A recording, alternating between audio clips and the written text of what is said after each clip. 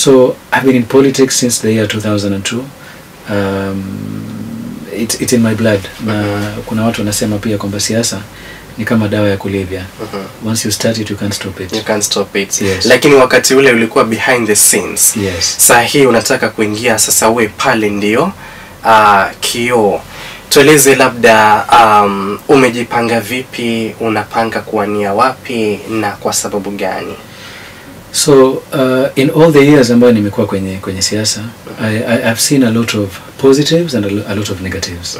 Kwa sababu nimekuwa kwenye siasa kwenye engine, nilikuwa jikoni in almost all the elections ambazo nimekutajia.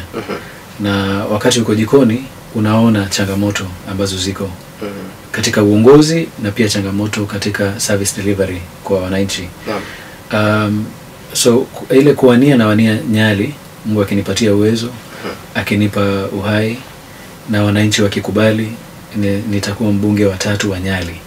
Na kusema mbunge wa 3, kumekuwa na wabunge wengi before, but mbunge wa 3 wa katiba mpya 2010 constitution. Yeah, so there are many things that I want to do. Naona kwamba yaweza kufanyika na naweza kufanya given the chance.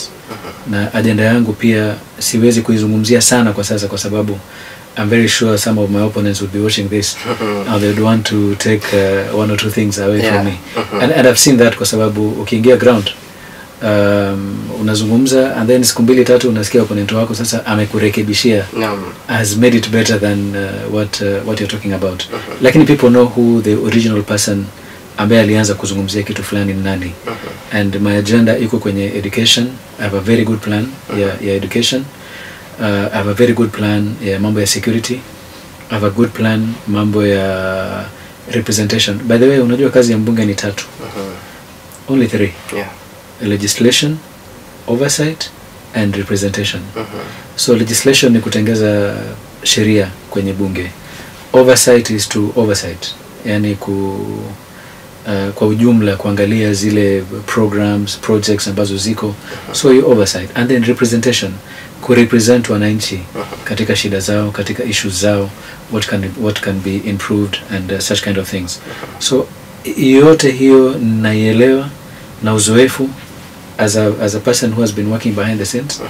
But now nikipata nafasi ya kuja kuimplement, sitaki kujipiga kifua na kujipigia debe, but I'll probably end up being one of the best MPs you would have around because of the history and the experience I've had. I've looked at the people who have already declared their interest in Nyali, and with due respect, some of them are quite okay, but I think the experience I have, none of them has the experience that I have.